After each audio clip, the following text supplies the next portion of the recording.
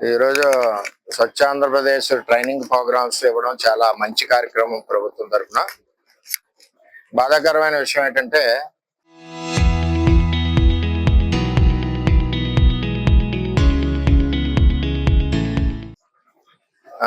ముఖ్యమంత్రి ఫోటోలు అన్నది తీసేస్తున్నారు. మొన్న సంక్రాంతి సంబరాల్లో తీసేశారు. ఇందులో ముఖ్యమంత్రి ఫోటో లేదు. రెవెన్యూ స్టాంప్ ఉంటుంది కదా, మన ₹1,00,000 అప్పు చేసుకుంటే రెవెన్యూ స్టాంప్ పెడతాం కదా, ఎంత స్టాంప్. ప్రతి పార్టీని గౌరవించాలి. అధికారులు కూడా వినేస్తున్నాను, జనసేన పార్టీని గౌరవించాలి, ఆ నాయకులు ఫోటో వేయాలి. బీజేపీ పార్టీని గౌరవించాలి, ఆ నాయకులు ఫోటో వేయాలి. At the same time Telugu Desam party నాయకులు గౌరవించాలి.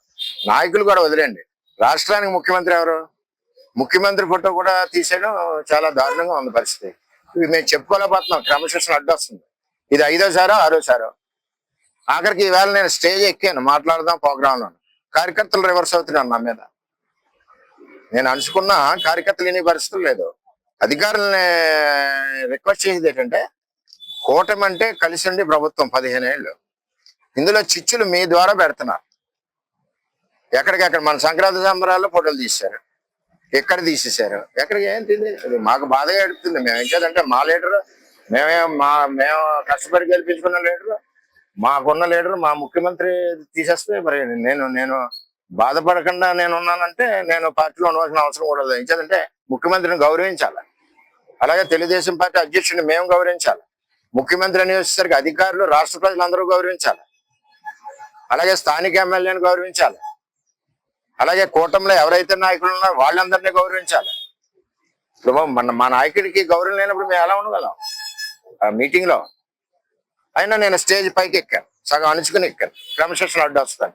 కార్యకర్తలు ఎవరు ఇన్ని పరిస్థితులు లేరు. ఇది అంటే బాధాకరం. సరి చేసుకోవాల్సిందిగా అధికారులను విజ్ఞప్తి చేస్తున్నాం. ఫర్దర్ ఇటువంటి కార్యక్రమాలు మటుకు ఇక్కడ జరగడం కరెక్ట్ కాదు. వీటన్నిటికి కూడా అన్ని పార్టీలు వ్యతిరేకం. ఇందులో ఏ పార్టీని అగౌరవపరిచినా మిగిలిన 2 పార్టీలు కూడా మేము తప్పు పడతాం. అది ఏంటంటే ఇటువంటి విధానాలు కరెక్ట్ కాదని చెప్పి ఎతో పలుకుతున్నాం. మేము బాధగా ఉంది మాకు ఇటువంటి కార్యక్రమాల్లో ఇన్వాల్వ్ అవ్వక. నేనైనా కార్యకర్తలు మాట వినాలి కాబట్టి నేను బయలుదేరాను. చరిత్ర సృష్టించినోడు ఇప్పుడు ఆ చరిత్రని తిరగరాయబోతున్నాడు. అబద్ధాల గోడల్ని బద్దలు కొట్టి నిజాలను రాగా మీ ముందుంచబోతున్నాడు. నిజమైన వార్తల కోసం వెంటనే డౌన్లోడ్ చేసుకోండి రా యాప్ని.